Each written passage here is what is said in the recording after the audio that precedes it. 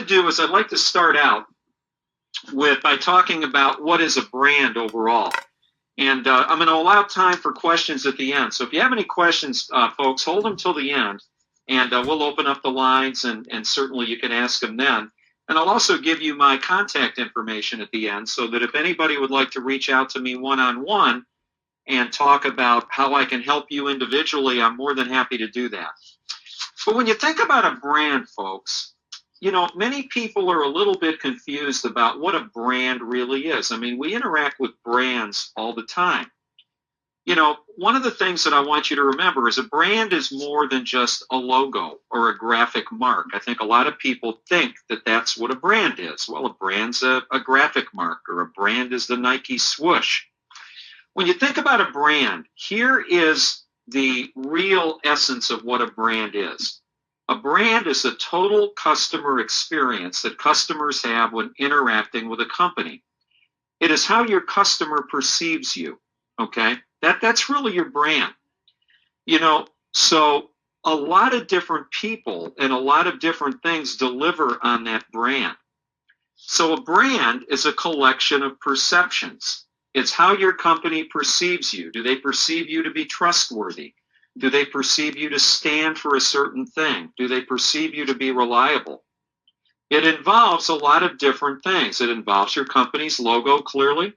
It involves your company's website and the impression that you or your agency may give off. It involves how you're talked about in social media.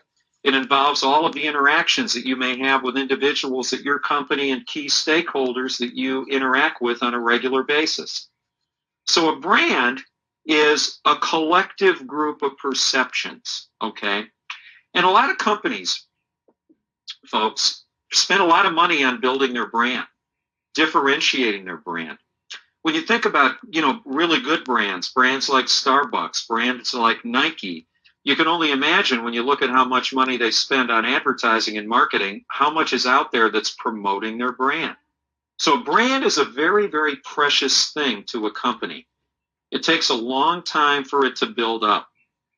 So why is it so important? Well, one of the key reasons why it's important is it really helps you differentiate yourself in an environment where buyers perceive there to be little difference among products or among companies selling similar products.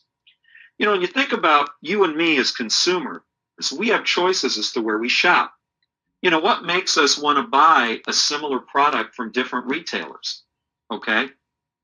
It's the perception of the brand of that retailer. I might feel better buying a packaged goods product at Target than from Walmart or from CVS or from Walgreens because I feel better about the Target brand. That Target brand talks to me better. I identify with it more.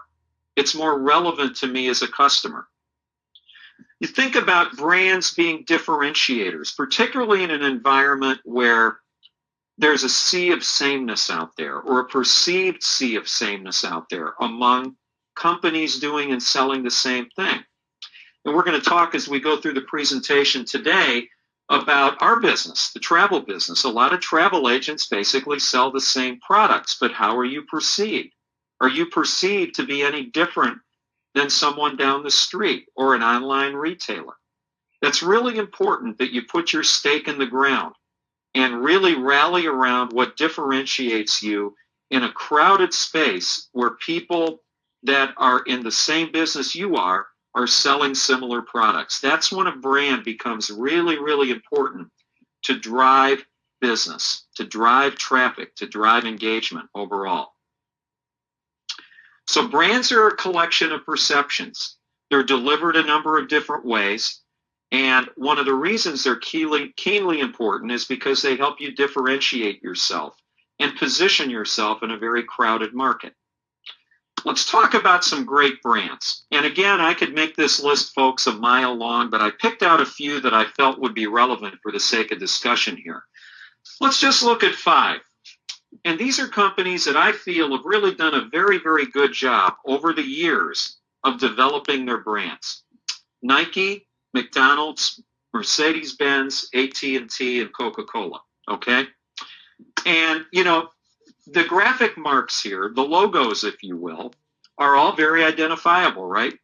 These companies have had these logos for a long time. The Nike swoosh, the golden arches, the star emblem for Mercedes-Benz and Daimler-Benz, the global world turning for AT&T, and the script Coca-Cola registered trademark. Let's talk about what makes these brands great. And I'm going to share a couple of things with you that I feel are relevant as it relates to how you might want to think about what we're going to talk about going forward, developing your brand and positioning your brand a certain way. Again, brands reflect the positioning of a company, okay? A brand is a delivery device. It reflects the positioning of a company. And when you think about what a positioning is, positioning, folks, is very simply how you want to be thought of in the minds of consumers. That's a positioning. So companies spend a lot of money on positioning their products, positioning their company in people's minds. You know, how does Nike want to be thought about? You know, look at a company like Home Depot. A lot of the positioning statements of companies are captured in a tagline. For example, you can do it, we can help, more saving, more doing. BMW for years has been the ultimate driving machine. Okay, these are positioning lines that become part of the brand essence of a company. Okay, so when you think about a brand, it really reflects how you want to be thought of in the minds of consumers. Okay, which is really the essence of your positioning. That's what companies spend a ton of money on overall. So let's look at the positioning of these 5 companies that I just talked to you about. Let's start with Nike. Nike, of course, the line is just do it, right? But what does just do it mean to consumers? It really is all about empowerment. It's empowering consumers to be all they can and have Nike be the delivery mechanism for that. McDonald's, what is the essence of the McDonald's brand? They've had a number of taglines over the years. But the essence of the McDonald's brand is consistency, consistent product and service delivery worldwide. What a McDonald's experience that I might have in Atlanta, Georgia, should be the same experience that I have at a McDonald's in St. Louis, Missouri, in Boston, Massachusetts, in Shanghai, China. Okay. Now the menu might be different a little bit depending upon geography and location, but it's a consistent delivery of product and service that become the essence of that brand. Mercedes-Benz, the essence of that brand is all about quality, all about luxury, and all about performance.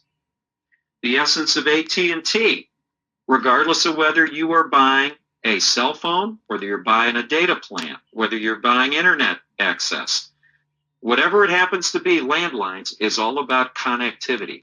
That's the positioning. That's the essence of the brand. And Coca-Cola is all about happiness and refreshment. Okay? So when you think about just 5 brands that I put up here today, you could think about others that I talked about, like a Home Depot, more saving, more doing, etc. You can put a lot of them up here. You want to think about what these companies are trying to get you to think about them as, how they want to be thought of in your minds. And companies spend a lot of money to develop and build their brands and to brand their products accordingly so that they differentiate them from everybody else, so that they can drive business to themselves. So let's take this a little further. Why should you brand yourself? Okay, I'm in the travel business. You know, my sales are pretty good. I'm getting my fair share of sales. You know, what are some of the reasons I might want to brand myself? Well, as I mentioned, branding becomes particularly important, folks, when you're in an environment where a lot of people are selling similar products and there's not a lot of perceived difference in the customer's eyes of company X versus company Y. So branding in our business allows you the opportunity to differentiate yourself from competitors and put your stake in the ground, to give people a reason to want to come to you versus somebody else, to let customers know how they should think about you. How do you want to be thought of? Do you want to be thought of as a travel agent that sells everything to everybody? Or do you want to be a lot more focused in your offering? I mean, these are decisions that you have to make. Okay, overall. Brands will really help you drive traffic to your doors and your phones. Obviously, that's why people and companies, big, medium, and small, in all different industries, spend a lot of money to develop their brands. It's not just feel good. It's not just an employee rallying cry. It's to really engage customers, really, from cradle to grave. One of the things that has become very big, folks, in marketing these days is the whole notion of customer journey mapping and the use of data and analytics in understanding customers and segmenting customers and developing relevant messaging to reach customers at various different stages of the customer journey. And when I say customer journey, I'm talking about how does that customer engage with a brand from the time they start investigating it, they become informed about it, they become ready to evaluate options, they then become ready to buy, they then are at the place where they're going to buy the product, then it's post-purchase and repurchase. All of those various different stages are stages of a customer journey. And companies are very sophisticated about the way they communicate with the individual customers at various stages of that journey to drive relevance and to position their brand. Okay, that's key. The end result has got to be bottom line. And that's why companies spend a lot of money on branding, because it does help build a customer base, it does make the phone ring, and it does drive traffic to a retail door. It also generates a lot of referrals. Companies that spend a lot of money on branding really not only want to keep that customer from what in the industry is really referred to as cradle to grave, but to get the individual customer who's satisfied to tell their friends and family, much like we do, right? All of this applies to travel. You want people that buy from you, that are your satisfied customers, to be an annuity for you and keep booking clearly, but to tell their friends and family, hey, you know what? You need to talk to Sally or you need to talk to Joe because they did such a great job. And I really like how they do business. That's really key. That's your brand, okay? And you want to get those referrals because a lot of branding is not only customer annuity related, but it's referral driven as well. So these are real reasons to brand yourself, and particularly in a climate, like I said at the outset and just now, everyone, where a lot of us as travel agents are selling the same products. We want to be thought of in a way that's going to allow people to come to us. And we'll talk a little bit more about what some of those strategies are going to be going forward. You really want to connect with your customers emotionally. When you think about products that you buy today and why you buy them. Is it because of price? Is it because of value? Is it because of the quality of the product? Hopefully all of these things are, could be yes or no answers. But many of us will buy brands because of the way we feel about them emotionally. There's an emotional connection to the brand. A lot of companies now have gotten involved with a lot of cause-related initiatives. Susan B. Komen and others that really companies are giving money, giving a percent of profits to worthy organizations, whether it's to help the disabled, to help find a cure for cancer, to support certain organizations that are cause organizations that they feel strongly about. There's probably never been a time in the last 10 years where this is more prevalent than it is now, in terms of creating an emotional attachment to, a connection to a cause. But think about brands and how you feel about them emotionally. I use brands in my entire life that my mom and dad used. When I was a kid, I grew up with these brands. And I've used them, and now my kids continue to use them because of the emotional connection that we've had as a family through life. Think about cars you drive, products you use. Do you use them because of the way they make you feel? Okay? And is there an emotional connection to them? That's a big part of branding, is that emotional connection. Branding, too, is a lot about trust. It's a lot about engendering trust with a buyer, with a customer, which is why loyal consumers will stay with brands over time. And, much like dating, folks, branding is very similar. It takes a lot of time to build up that trust with customers, but one bad episode can kill it very quickly, and then companies have to figure out how to rebound. So again, another reason why you want to think about branding yourself, it's not just about sales and traffic and referrals. It's about creating that emotional connection to a customer. Because, if a customer has an emotional connection to you or to any product, they'll continue to buy it, and they'll continue to tell others about it. That's key. And brands will certainly help you get recognized. It'll help you get noticed in a crowded environment. That's really key, particularly, like I said, in an environment where you're selling similar things that everybody else is selling. So let's look at some different ways that you could brand yourself. I'd like to talk about this a little bit now. So how can you brand yourself? When you think about, and if hopefully I've talked to you and I've convinced you that branding is important, that there's a lot of good brands out there. Companies have spent a good amount of money to develop them. I've hopefully convinced you that in the business we're in, it's more important than ever to stand for something, to drive business to us, because we all, customers can buy products that we sell, from different people. So let's talk about some ways that you could brand yourself, all right, and how you get started doing that. Well, the first thing you want to do is you want to take a look at what are some niches that you have. Okay, what are some things that are unique about what you do and what you sell? So let's talk about that for a minute. Let's talk about some opportunities there. Maybe you sell luxury products. Maybe you are an agency that sells a lot of affinity groups or certain types of affinity groups. Maybe you're an agency like our agency did when my wife and I owned our travel agency some years back that did escorted tours. Okay. Maybe you're an agency that does a good amount of luxury cruises or that does corporate business. Okay. And you specialize in a certain niche. Make a list of what those niches are. And then also make a similar list of who some of the customer targets are that you sell to in those niches. That's the best way to get started to determine how you might want to brand yourself, okay? Then, develop a brand position that resonates with your target customers. I mentioned Home Depot, more saving, more doing. You think about your niches. What is marketable? What will give people a reason to want to come to you versus going with anybody else?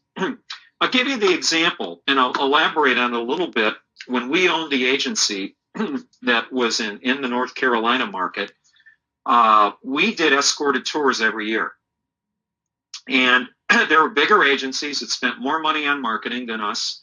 They were running ads that were large ads in the Sunday papers of our major markets. We couldn't afford that because we were a small agency and we needed to be prudent with our marketing dollars.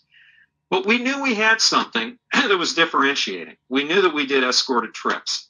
So we made that a part of our signature. We made that a part. We promoted that as a key line in our newsletters, in our letterhead. And we also marketed that in our marketing materials that we sent out.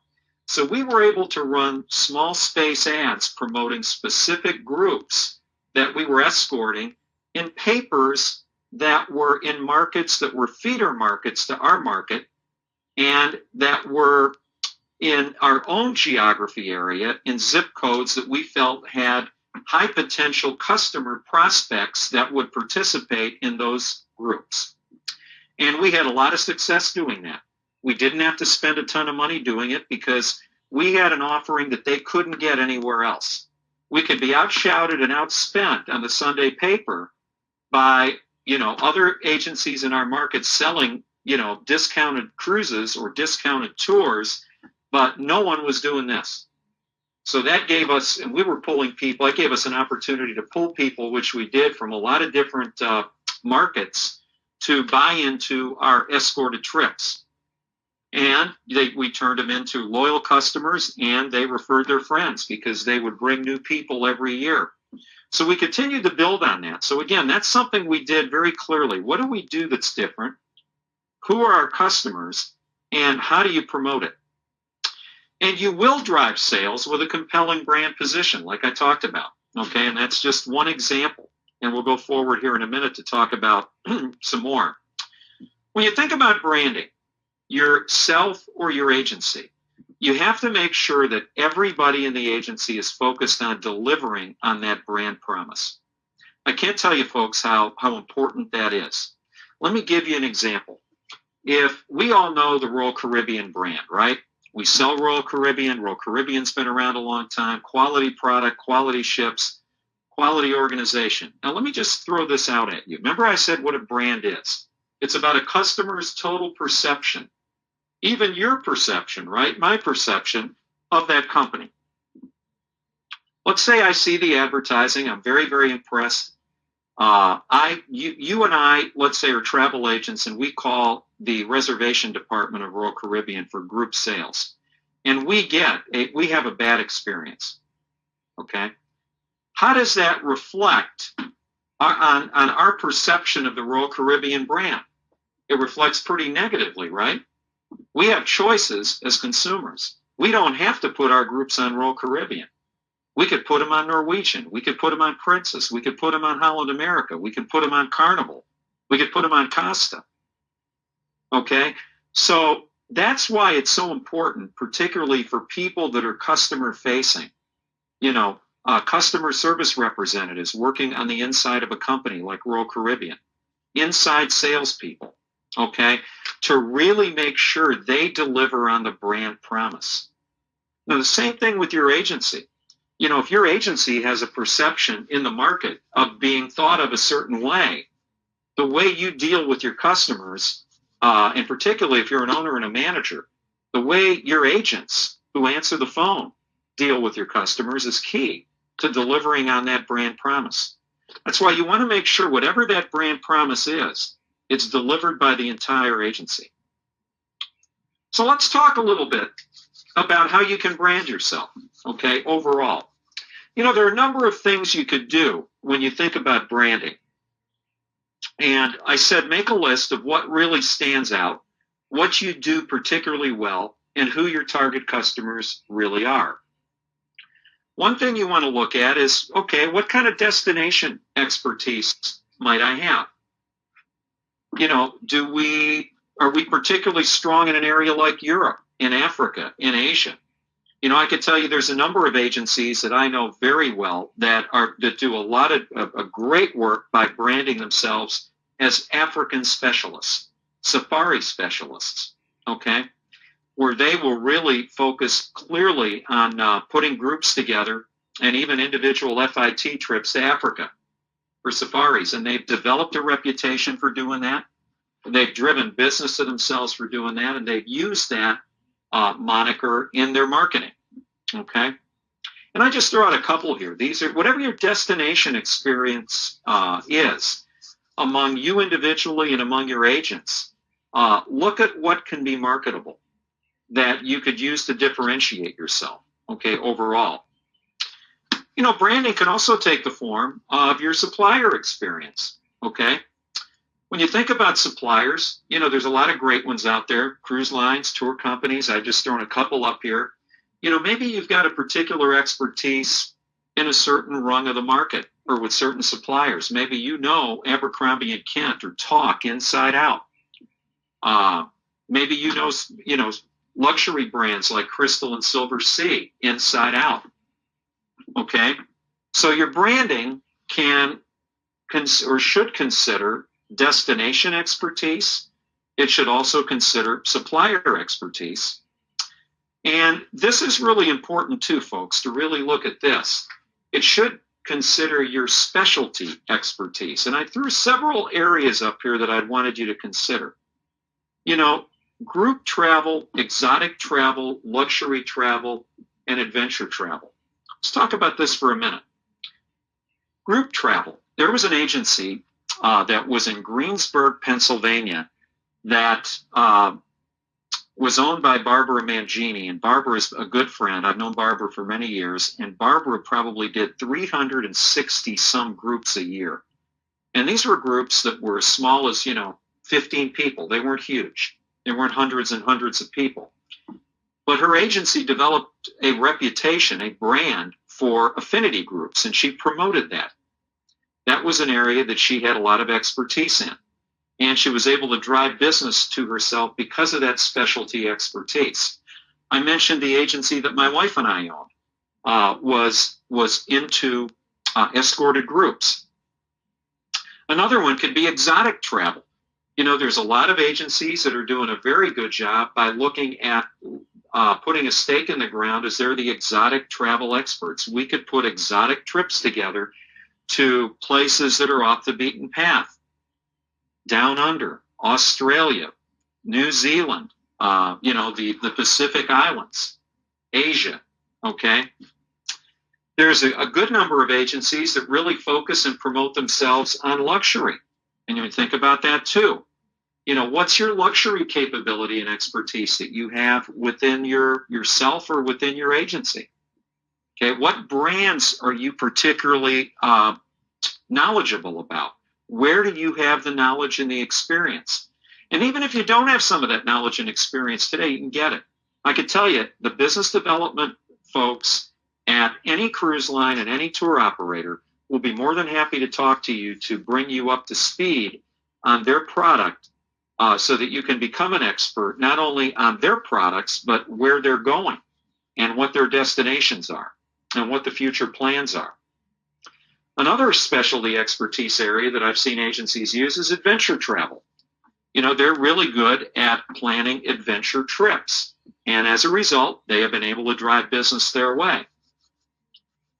So I've given you several things to think about here. When you think about, trying to develop your brand, should we leverage our destination experience? Should we leverage our supplier experience? Should we leverage our specialty expertise, whatever that happens to be? Okay. So you've really got to sit and think about, folks, what's going to be right for you? Where can you drive the most business? Where could you develop the best customer base? And what's going to be what's going to result in your highest ROI, your return on time investment for promoting your brand? Now, when you think about a brand, okay, we talked about that. We talked about different ways to develop your brand. We talked about the importance of it. Let's talk about the marketing of your brand. Okay, let's say now you've landed on, okay, I think I really know what I'd like to be. Maybe it's, I need to promote more affinity groups, or I should really brand myself as a luxury provider. I'm selling too much, luxury now, and I'm not really marketing it. So let me put that out there. Where should you market your brand, and how do you market your brand? Well, you should really market it everywhere. You deliver your brand in all touch points to a consumer. So by everywhere, I'm looking at areas like clearly your business cards. It should have your positioning right on there. Okay.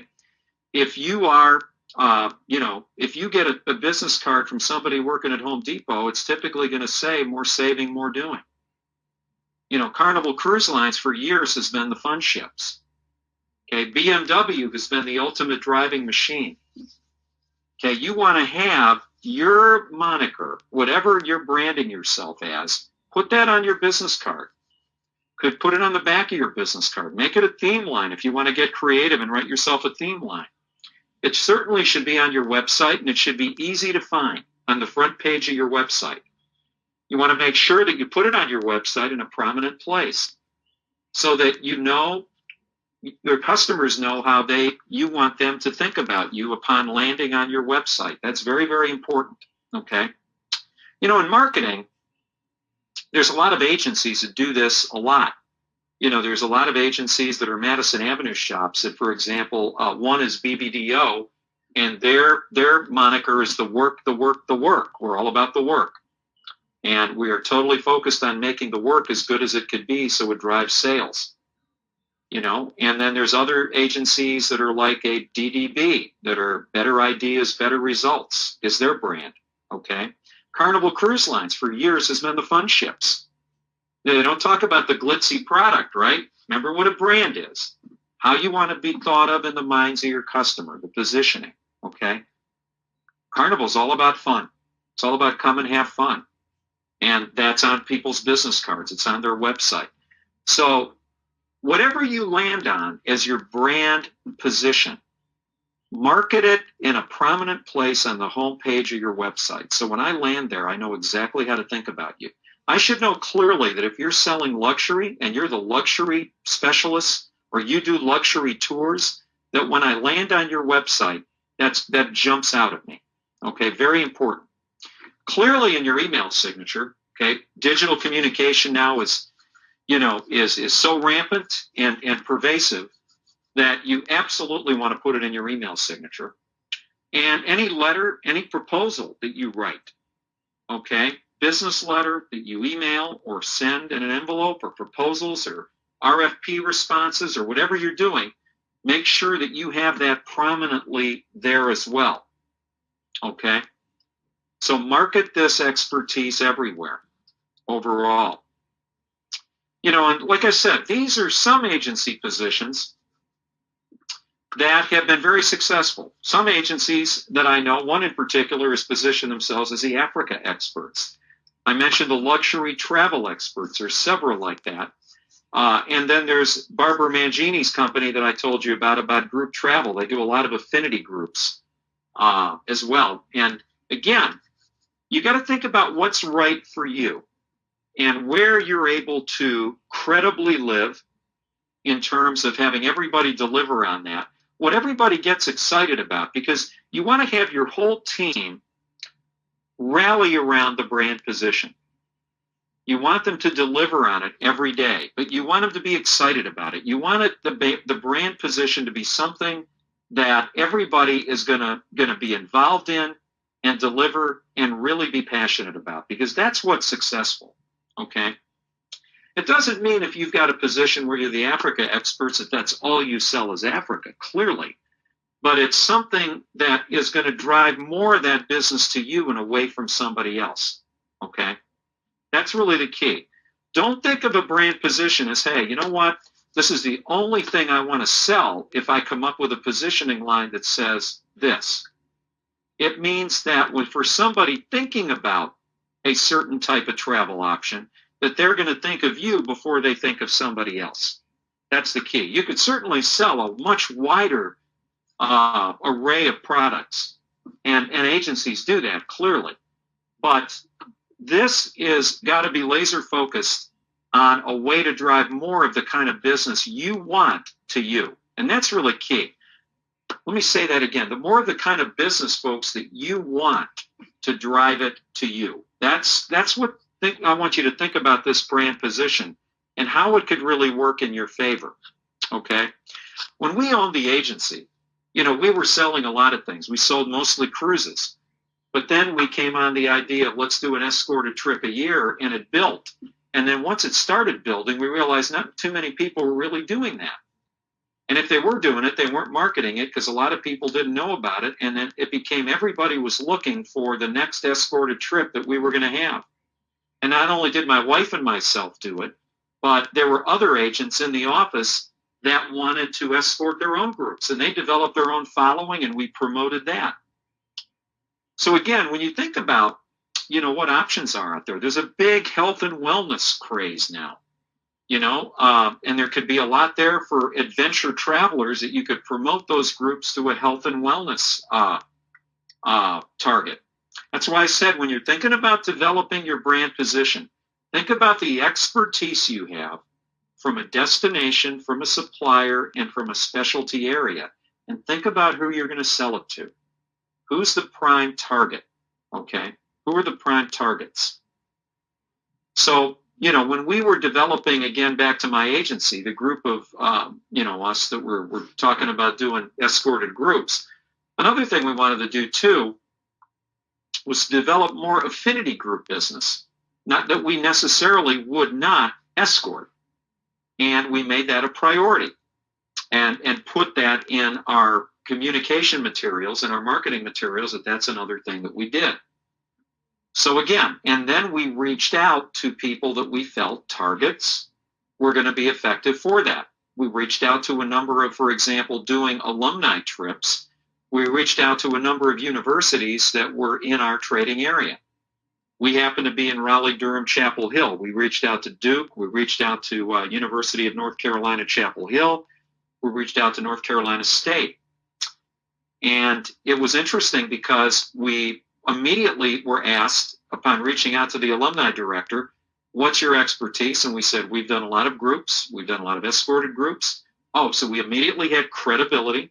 Even though they weren't aware of our agency, we had credibility because we put that in our marketing. And when I was in conversation with some of these alumni directors, one in particular where we got the initial opportunity was North Carolina State. And the opportunity arose from a very simple conversation, because most of these universities do, they do the same type of trips through a consolidator that has a professor go, and they have funds that the university that are baked into the trip, a fee that will go to, endow the university. So anyway, long story short, I knew that a lot of these universities were doing that. We finally checked the box of a credible group person. I said, has anybody in the area ever approached you? No, they haven't. So we approached them. We were able to get to the right people, the alumni director that plans everything. And I said, well, we'd love to get an opportunity. And they said, we've never worked with a local agency before to plan one of these trips. We do it with a consolidator out of Chicago. And I said, well, what kinds of things are you doing? Well, we do Alaska cruises, we do this, we do that, we do tours. And I said, is there an area of opportunity that with our group expertise we could leverage? And they said, yeah, we'd like to see if we could put a trip together that would attract younger alumni. And have you done anything with younger alumni or younger people? And we did, and showed them what we did, different types of affinity groups we had put together. And we've got an opportunity, and it turned into a wonderful piece of business for us. We ended up doing a Tahiti cruise that was on the Paul Gauguin at the time, and were able to get Regent to help us significantly with the marketing co-op spending to help fund a lot of our marketing activities so that our out-of-pocket costs were minimized. But the reason I tell you that example is because the importance of developing our reputation at the time as an agency that specialized in groups, affinity groups, escorted groups, okay, led us to be credibly considered by some universities in our area planning group trips. And then we looked for the opportunity. We looked at who those targets were. And I knew that those universities were doing those kind of trips because my wife was a graduate of UNC Chapel Hill and would get one of those flyers every year from a consolidator. And I said to her, why aren't we doing this? And nobody's ever really approached those universities locally. So again, what got us in was the branding. What got us in was locale and persistence in reaching out, okay? So think about how you want to be thought of here. I've given you a few examples here. So to get started, what do you need to do? Think about, folks, all the different touch points for delivering your brand. All right. Make that list of what is unique about you, where you have a passion. What's a capability that you could use to drive business to you? Who are the customers that you really feel are the right customers for that particular niche? Okay. And then make that list. Do it on a spreadsheet if you can. Very easy to just put those bullet points in different columns on a spreadsheet. Okay, that's a great way to get started. And then look at all of the different ways that you can come up with a brand position. Okay, stick to it. Good brands endure. Look at McDonald's, look at Nike, look at AT&T, look at BMW.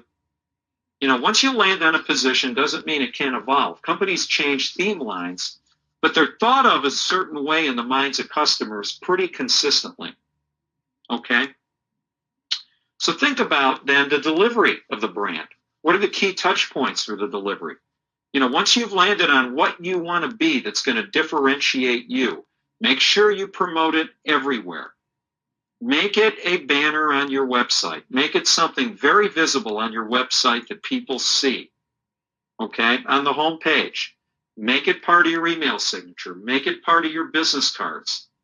Okay, whether you print it on the back of your business card, we specialize in whatever it happens to be, or you make it more of a tagline. That's fine.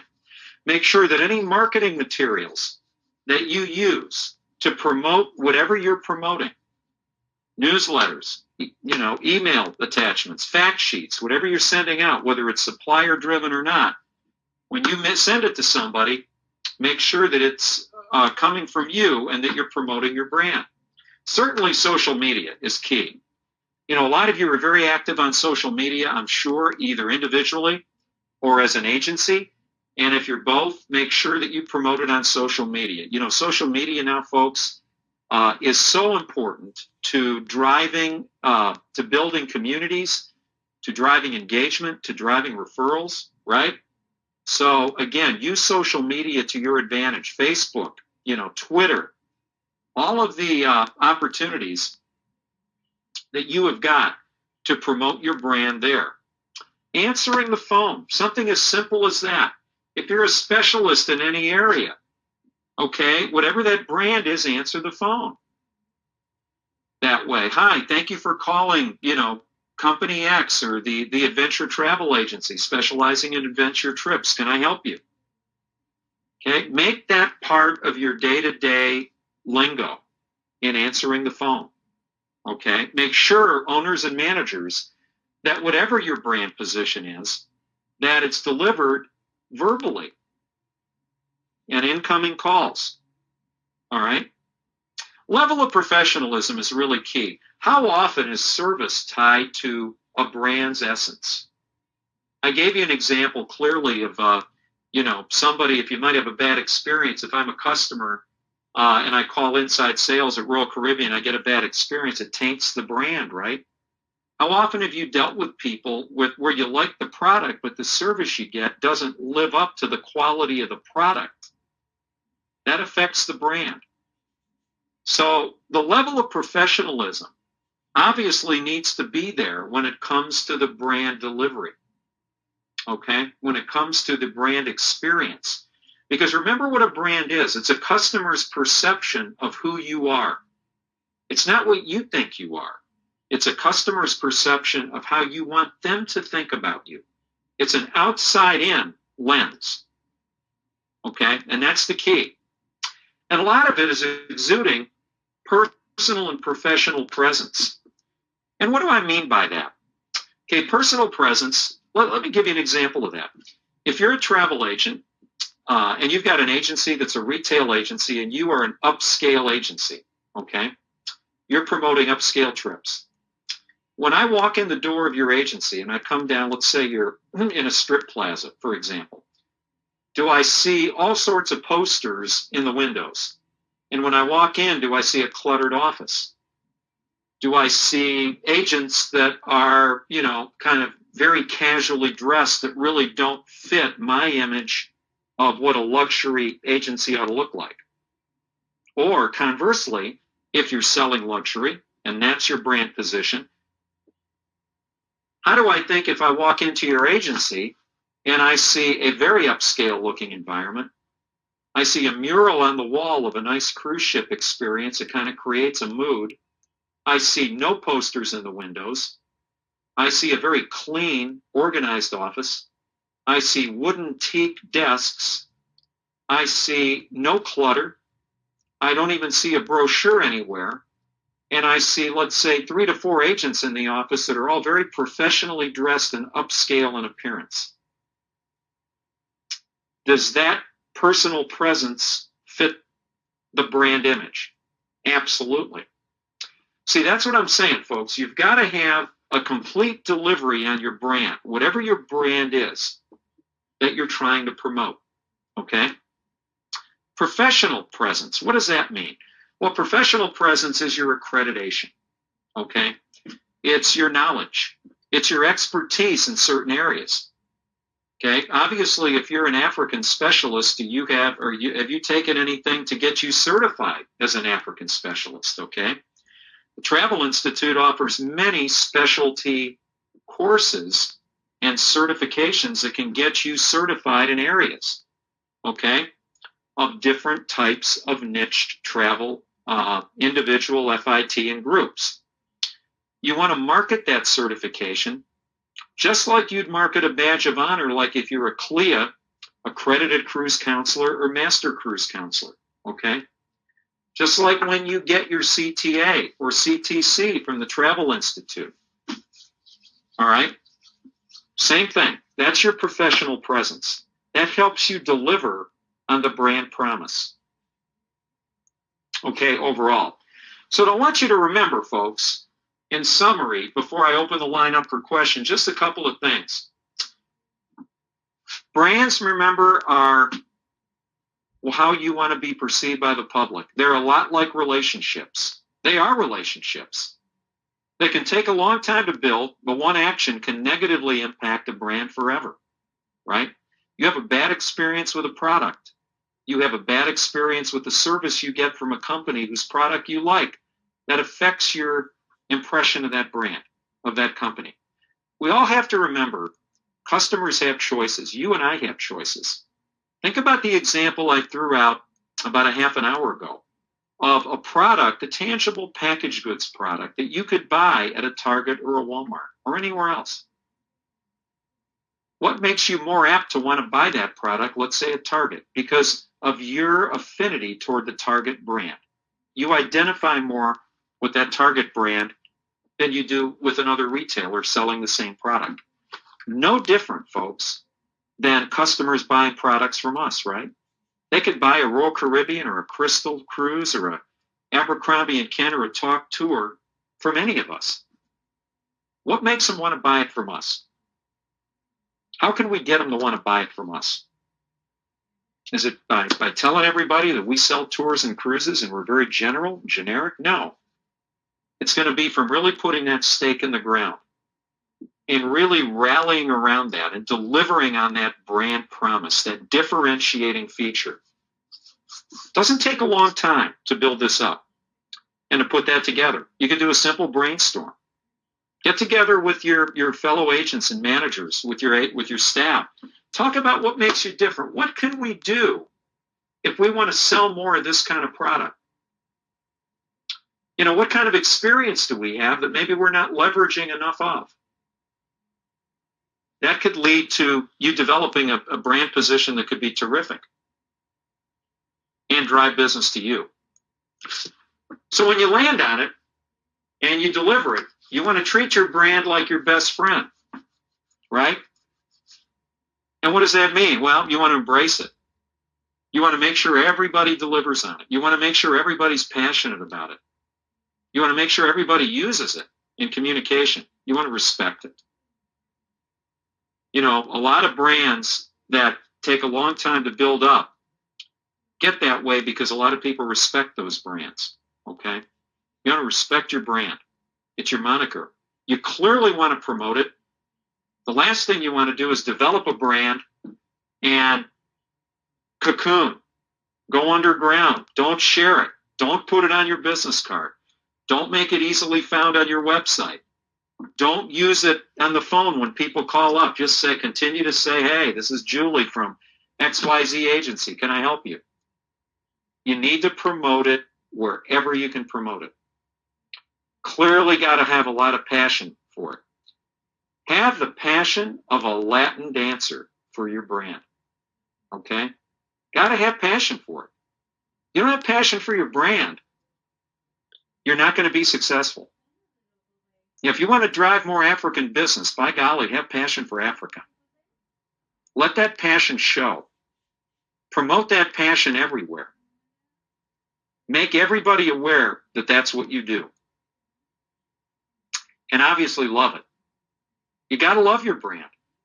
You know, a lot of companies really, do a lot of things internally to promote their brand to their staff.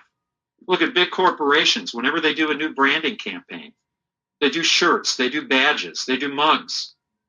You know, they do the employee rallies. They do a lot of things to really get the staff bought into the new brand position and to what that brand is going to do, and that how important we are to deliver on that brand day in and day out.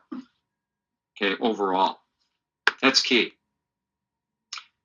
So finally, folks, pick a brand position that reflects who you are and or who you want to be. You know, it doesn't have to be something that relies totally upon who you are today. It could be aspirational. It could be where you want to drive more business. Commit to it. Don't just let it last a while. Commit to it long term. Market it. Deliver on it. Every one and every day. That's key, particularly owners and managers that are on the call. You're going to have to lead the effort.